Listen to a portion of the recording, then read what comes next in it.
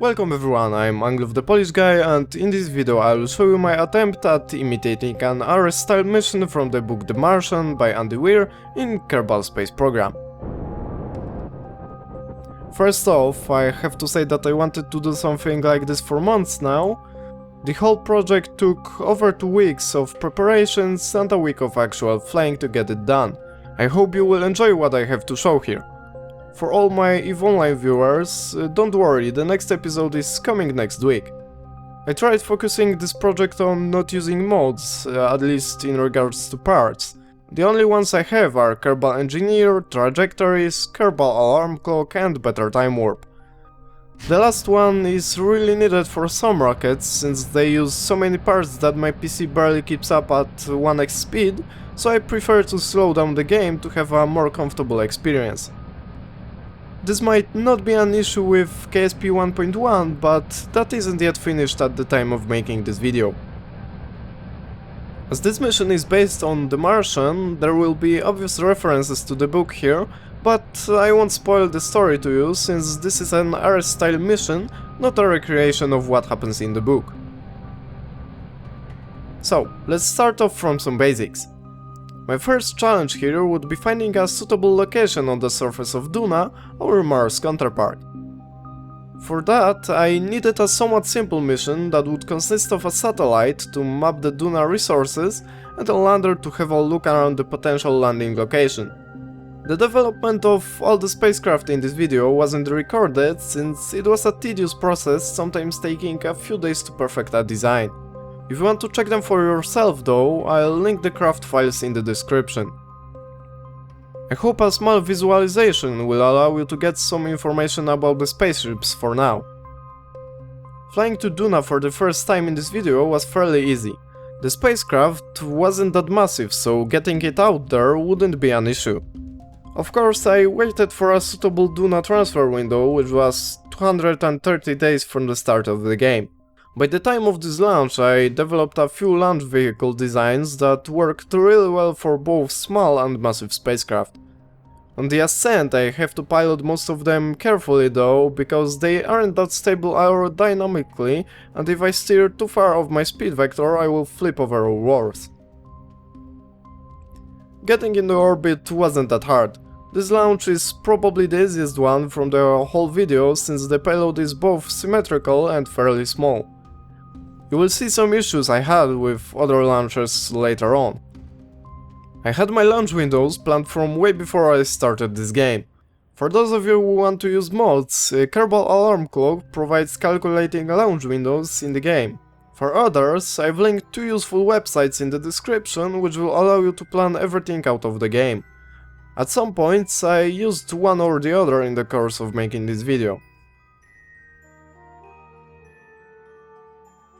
After setting up my node, I had a transfer maneuver of almost 1050 meters per second that would put me in a trajectory in which I would intercept Duna in 224 days. Since it isn't a crewed launch, I'm more concerned about efficiency than travel time, but for a later crewed flight I will try to use a faster arrive time trajectory. I didn't exactly do this maneuver properly, since I could have used a mid-course correction to bring my periapsis closer to Duna itself, but with an excess of delta V it didn't matter that much.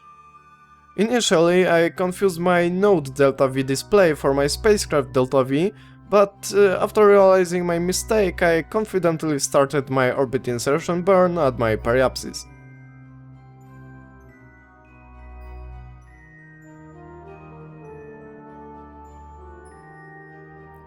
I decided that a polar orbit 10,050 km high would do fine.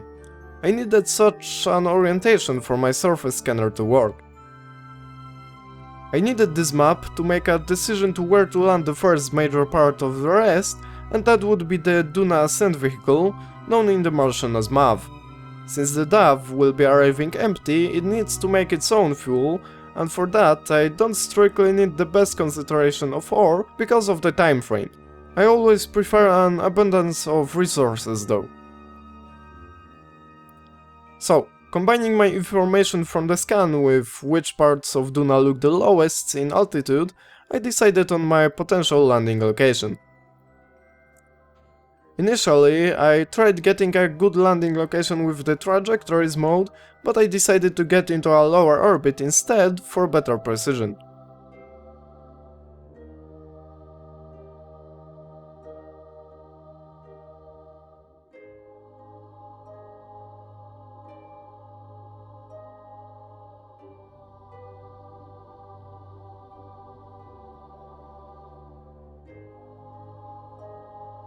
Since my maneuver was basically burning retrograde, I didn't need the planned node. Instead, I just watched how my trajectory changes as I modified my orbital speed. Of course, after decoupling I had to adjust my trajectory again. I need to start using the ability to adjust decoupler ejection force sometime in the future. As you can see, this lander is fairly simple. It's basically a probe body with parachutes, RCS and an RTG generator. I added an antenna for some degree of realism and mainly for looks. My re-entry wasn't too exciting. Since I'm coming in from a low orbit, my speed isn't high enough to get any flames. I hope that the thin Duna atmosphere will slow me down enough though. One of the reasons for choosing a low altitude terrain was to have as much of atmosphere to slow me down as I can get. Unlike on Kerbin, landing on parachutes here is really hard and needs specific approaches to slow down enough at higher terrain levels.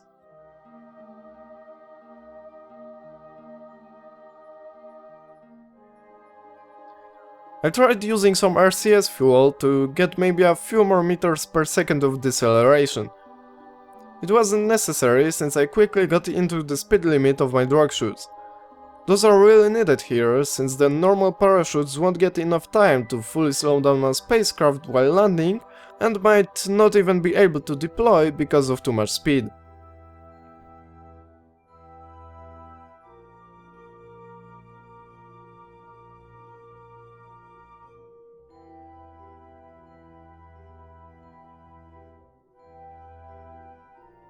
A few minutes later, I safely touched down with the first lander of this mission. Nothing exciting in regards to possible science, but I had a great point to observe the area and see if it was suitable for landing a hub. I dubbed the place my official site of my Ares-1 mission.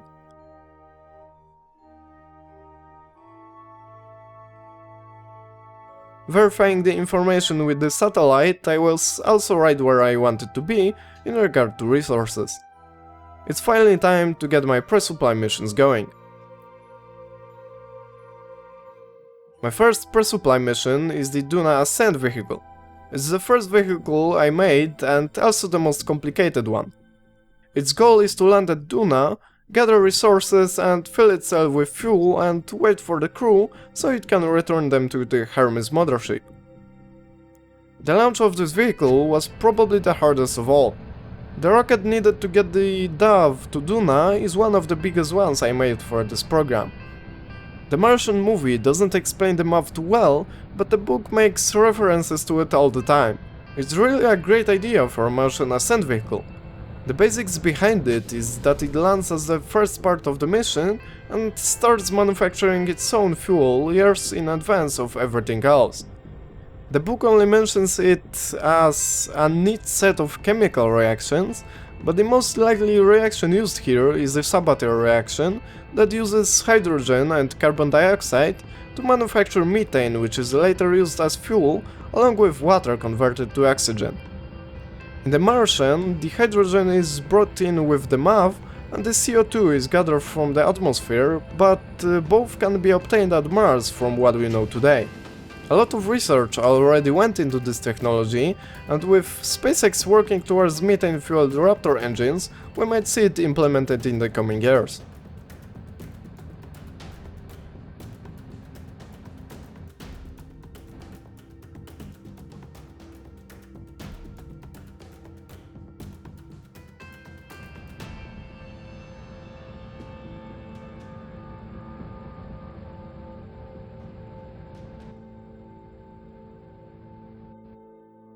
Planning a proper Duna intercept in this mission took longer than I wanted, but in the end I managed to get it. I had enough fuel left in the ascent stage to use it for my ejection burn.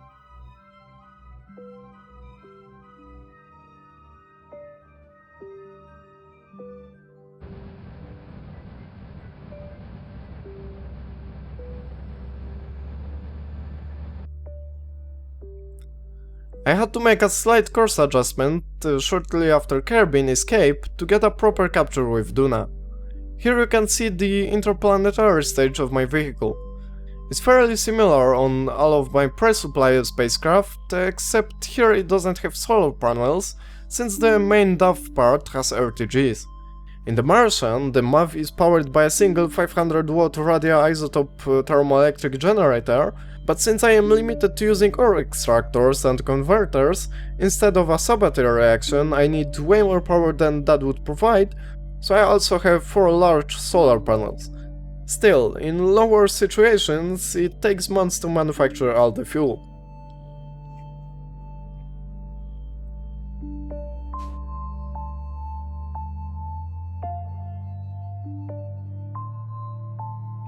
Hyperwarping to my second course correction caused an issue of a rapid unplanned disassembly.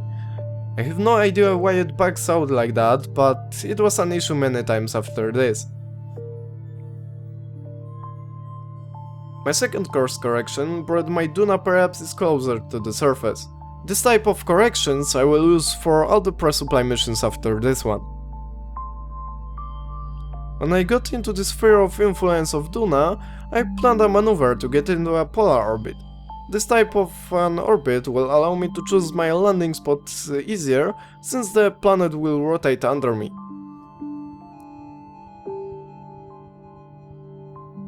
When I got into low orbit, I started planning my descent. At this point, I wasn't accurate enough to get a proper landing, which will cause some issues later.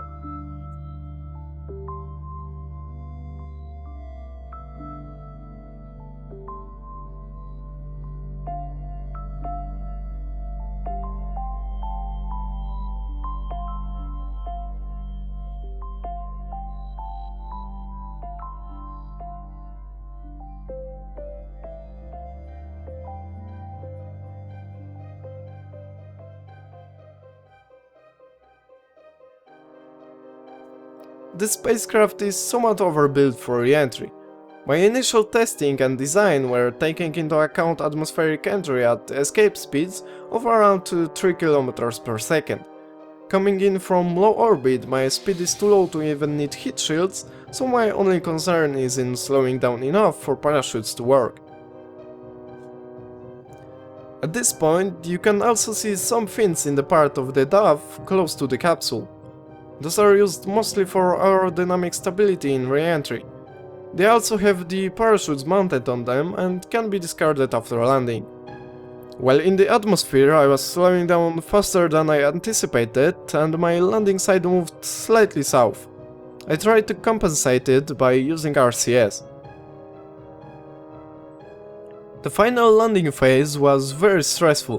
While testing this landing, it had a very high chance of going wrong. Even though it wasn't designed to do it, I used my orbital stage to slow down sufficiently.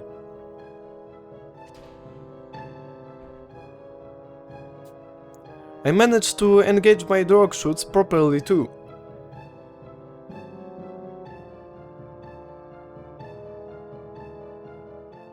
Those slowed me down enough to get my main chutes out and slow down to 16 meters per second. In the Martian, the MAV was supposed to soft land on engines, and my setup somewhat follows that because it uses the main engine, but only for the final touchdown. I would need a much bigger rocket to bring enough fuel for a full soft landing, and I don't think my PC would handle that too well.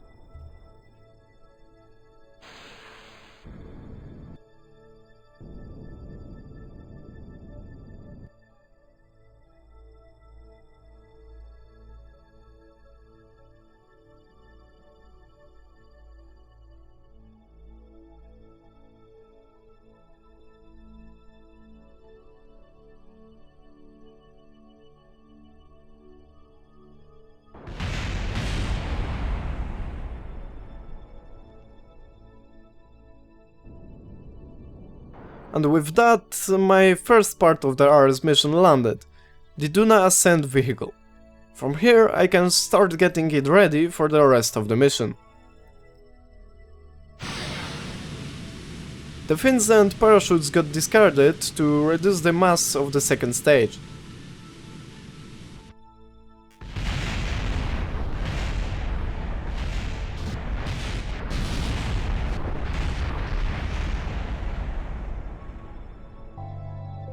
Now the panels get extended to get enough power for mining and ore conversion. Shortly after, I get my drills out and start making fuel and monopropellant. This process is very slow, but my crew will get here after a few years, so I have the time for it to fill up with fuel.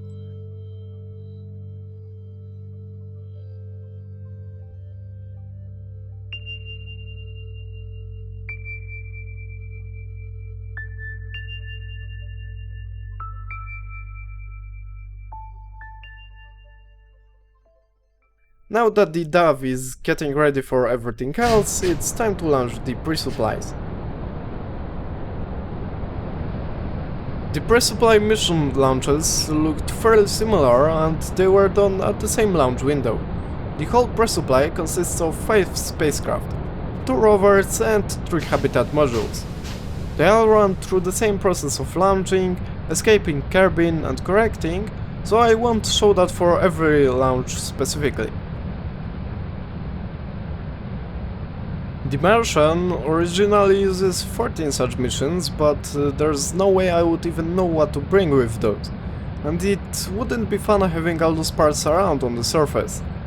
As you can see, the Ares mission is scaled down a lot, but mostly due to performance and fun factors here. The launches started as usual with getting into low Kerbal orbit.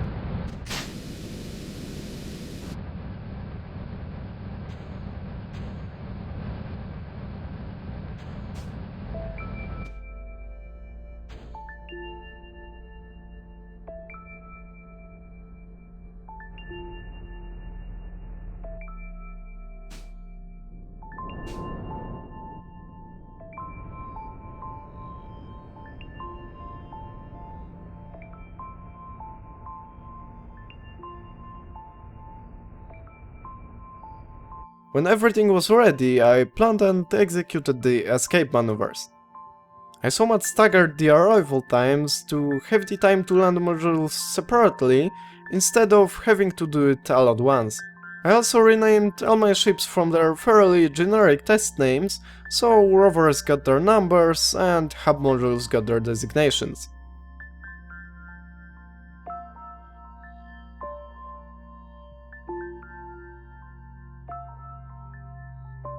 A few weeks before arrival at Duna, I corrected the courses so that my periapsis will be fairly close to the surface.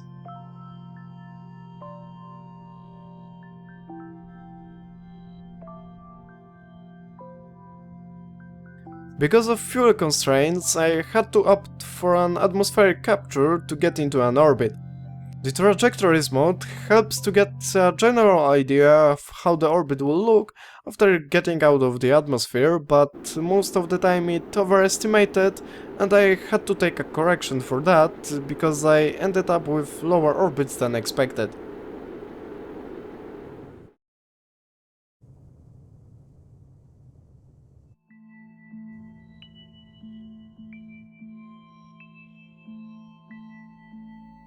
When I stabilized the orbit, it was time to plan my re-entry. The first landing is the hub core. This part doesn't have the ability to land precisely, since everything else is meant to land next to it. This will become an issue soon. The core is meant to house the Kerbal crew most of the time. It has a lab, a battery array, communications and docking ports for the rest of the hub, and the 2 rovers to charge. Because of the trajectories mode in Precision, I had to plan this re-entry many times. I also didn't manage to get it close enough to the dove. As it's the only means of escape, it should be really close to the hub, but I decided that with my rovers I will be able to get between the two easily. I could really get the hub landed closer, but I really didn't feel like attempting the landing for the 7th time to try to get it. Being close to the dove would also cause a lot more performance issues later on.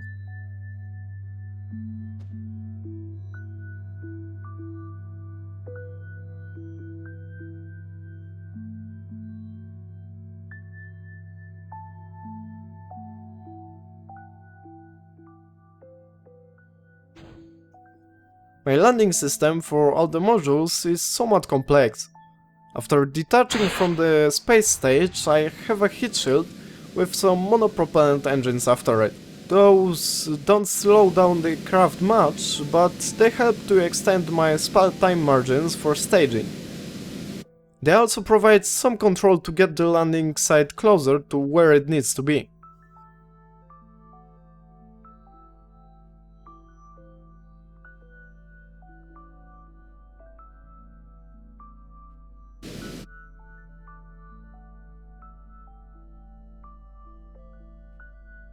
The next events are fairly rapid depending on the landing. First off, solid rocket engines fire to get a final slowdown. As a side effect, they also blow up the heat shield. Next, deferring is discarded, revealing the payload and the support structure. Steel beams provide stability during initial ascent, and they work as attachment points for drop chutes.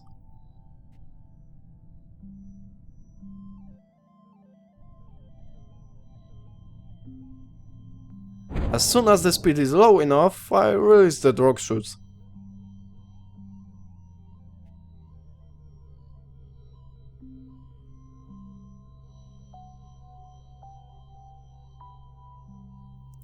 When the drogs fully deploy, I release the main chutes. The whole hub needs a lot of them to land at a safe speed. In the Martian, the pre-supplies land on airbags, but sadly we don't have those in KSP without mods.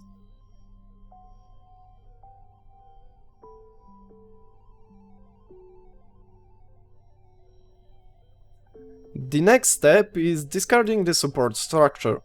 Solid rocket engines both push away the probe body with the structure and burn off its attachment to the parachutes. This way it will impact the surface and get mostly destroyed so it doesn't clutter up the area. Leaving the parachutes on would cause it to land instead of crashing. After this, landing legs are deployed and the hub is ready for landing.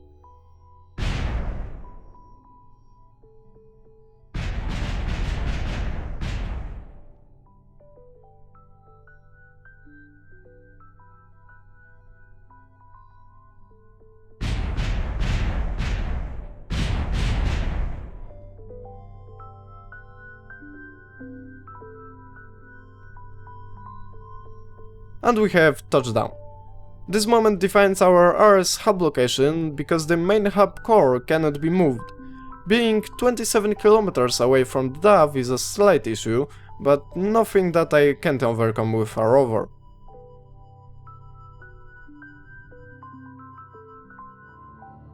Next part to land is one of the rovers. Those are 6-wheeled mobile science labs. I'm not sure about their actual range, but on Duna it's around 15 kilometers both ways if driving carefully.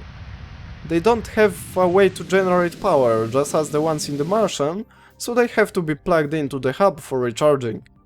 I use docking ports for hub connection and claws for either connecting rovers together or hauling anything around.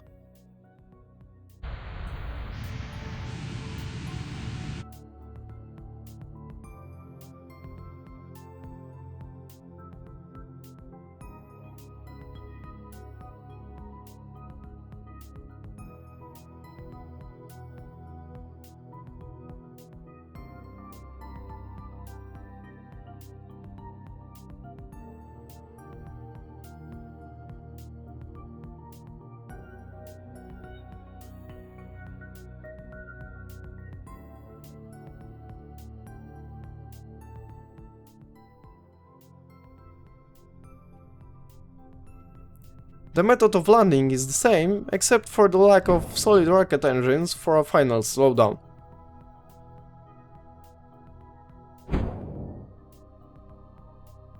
I really screwed up my touchdown with this rover. The landing is really sensitive regarding the craft orientation on touchdown. It needs to land on the landing legs first, because otherwise the wheels break. I forgot about it here and put it flat with the terrain, which caused 2 of my wheels to break. With the next engineer coming in a few years, that really is an issue. Especially since I have to plug this rover into the hub to recharge, even before everything else is fully assembled. And so I started my long and annoying drive towards the hub. Despite it taking over half an hour, I managed to do it and docked up. Even with 2 broken wheels, the rover proved to be capable of long distance travel, so I am quite proud of it.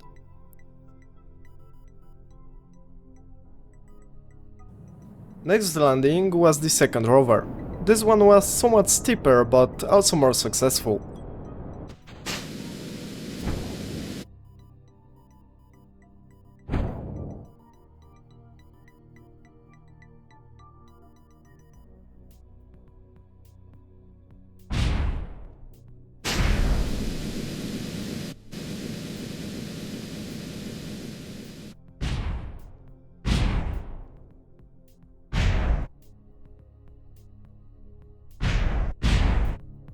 No wheels broke, so I got to the hub easier. The performance issues began though. In the 2.5 km range where the hub loads, the FPS started dropping and it wasn't even fully built at this time.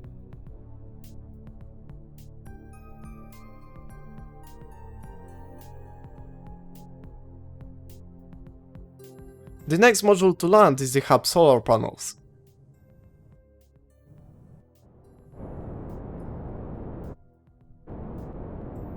I got it fairly close too, which will help with attaching it to the hub.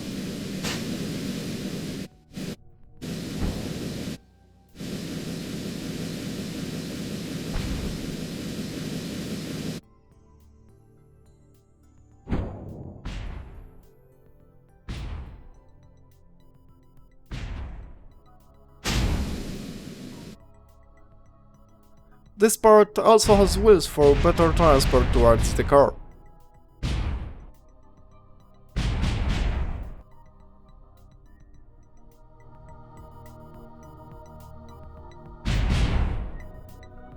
With the panels landed, I got a rover over there and attached it with a claw. I did it in order to have something fully charged all the time, since I wasn't sure if the small hub core solar panels will keep the batteries running. The last pre-supply mission is the hub science module. It won't be that useful since I'm playing on sandbox, but it's here just for the sake of having something more than an empty hub.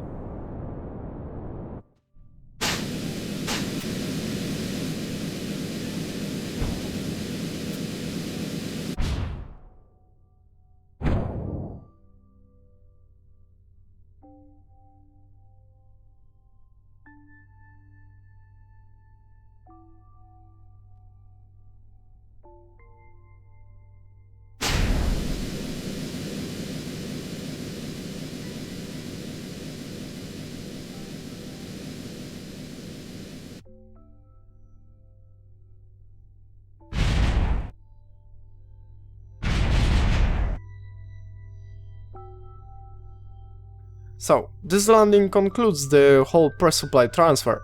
It's scaled down from the proposed 14 missions in the Martian for the sake of both performance and just not bringing in stuff that would be mostly useless. I will probably expand on this mission a lot when 1.1 releases and some interesting mods get updated.